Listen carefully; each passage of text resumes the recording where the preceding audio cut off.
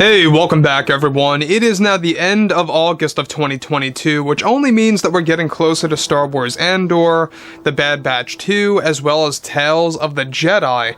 That's really going to conclude the 2022 year of Star Wars content before we move on to next year, which really, of course, The Mandalorian Season 3 and the Ahsoka Tano series are by far the most anticipated shows. This is Mike Zero. Make sure to subscribe if you are new to the channel for future Star Wars updates. Also, by the way guys, make sure to drop a thumbs up on this video to support the channel. I thank you all so very much for the kind support. It is greatly appreciated. Now, one thing about the new Star Wars universe that a lot of Star Wars fans are very excited about has a lot to do with the fact that Favreau, Filoni, and Lucas are the ones responsible for bringing a lot of new Star Wars Legends material to become canon. And basically that's the overall game plan. That is indeed their end game. In order to really truly make Star Wars go back to its roots, they want to make Star Wars, pretty much go back to the Legends era and to really find ways to really keep it as accurate as possible. Now, moving forward from all of this, a lot of fans had a lot of issues with the Obi Wan Kenobi TV show for specific reasons. We have seen how Joby Harold, wrote the series in a very improper way at times. Now, if you guys liked the Kenobi series from start to finish, that's perfectly fine and okay. And for me, I just thought that the show had a lot of flaws. It had its good moments here and there, but the show had a lot of flaws and needed a lot of fixing and work. Now, moving past all of this, we already know that Season 2 is currently in the planning stages right now. Bob Chapek has a lot of plans to reuse a lot of the abandoned Star Wars material from the Kenobi movie trilogy, and that's basically what they want to do. Now, moving past this, with both Disney and Lucasfilm currently developing their new Star Wars TV shows and lore that is set to bring Star Wars in a brand new direction, it's described, however, that one of the big plans by Disney and Lucasfilm is to kickstart Obi Wan Kenobi Season 2, which is already in the works and will be using old concepts from the Kenobi movie trilogy. Now, as of right now, Disney executives, including Disney CEO Bob Chapek, agreed to hire creator George Lucas to come on board of the Obi Wan Kenobi Season 2 project that is set to be treated as a soft reboot, in a sense, for the Star Wars franchise. Lucas is set to become an executive producer for the second season of Obi Wan Kenobi that will focus on characters like Mace Windu's return, new Inquisitors, and more that will involve Darth Vader. Lucas is described to have creative power over many parts of the continuation of the Kenobi TV show, and they are currently trying to decide on whether or not they even want to call it a Season 2, or just giving the show a brand new title.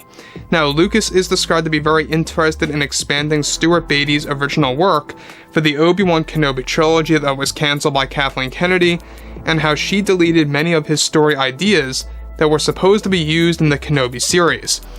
Further, both Favreau and Filoni are also going to be involved in this show that will focus on different sides of Obi-Wan, and even more stories of Luke Skywalker. Both Favreau, Lucas, and Filoni specifically instructed Disney that they do not want to focus on Reva or Leia anymore, and that Disney already made that decision prior to their involvement. Now, before I get on to the next thing here real quick, in case you guys did not know, Stuart Beatty actually had a lot of great ideas for the Kenobi trilogy that ended up getting completely deleted from the Kenobi series. For one big reason, Beatty actually put it out there that they were supposed to have a massive lightsaber duel on Mustafar between both Anakin, aka Vader, and Obi-Wan Kenobi. But it was going to take place in a castle. There was also supposed to be a vision of a dark side version of Luke Skywalker on Mustafar.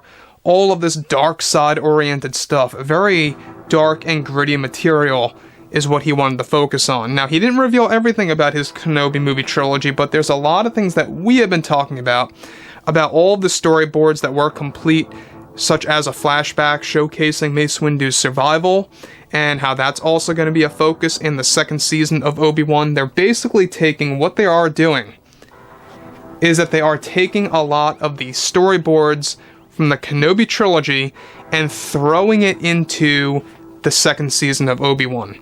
Now here's the kicker, is that they're not quite sure whether or not they want to call a season 2. We're going to dive into that in just a second, because they are going to be treating this as a soft reboot in a sense, and we already talked about that a couple of days ago on exactly what that really means. But moving forward from all of this, this is where things begin to really pick up, is that on top of all of this, all storyboards from Stuart Beattie already exist for the Kenobi movie trilogy, and Jon Favreau and Lucas, of course, are looking to revive all of his ideas in these new Kenobi editions.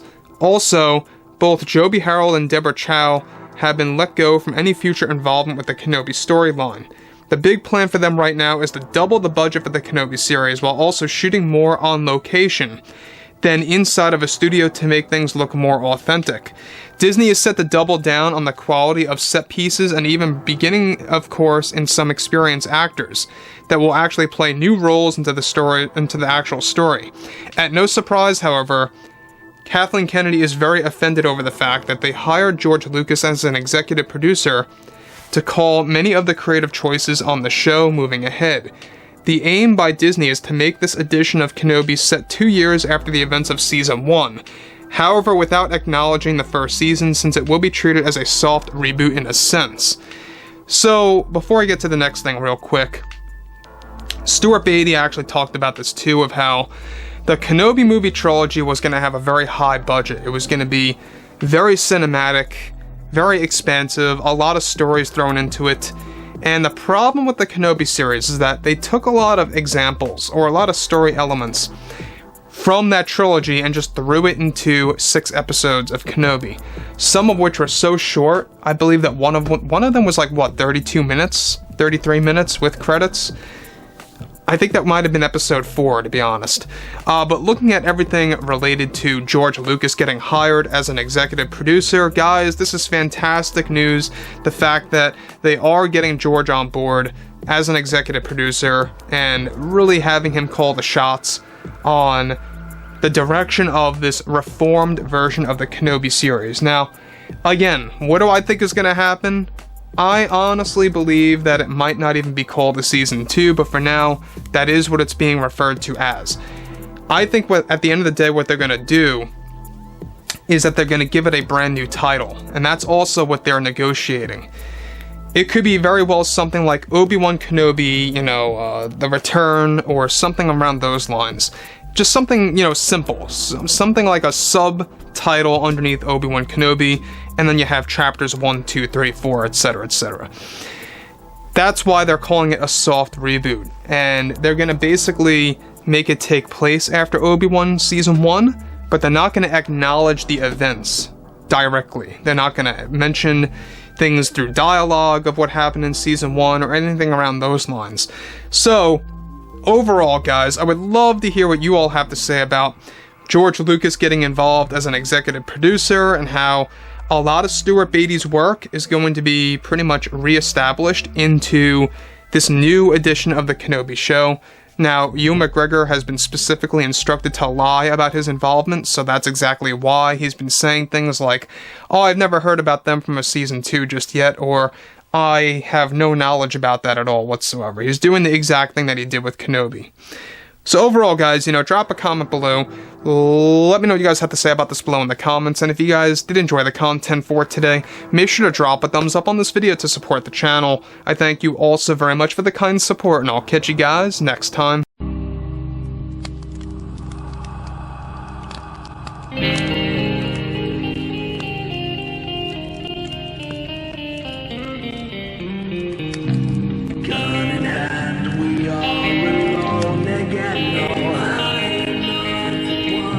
From night to moon we hear them moans again.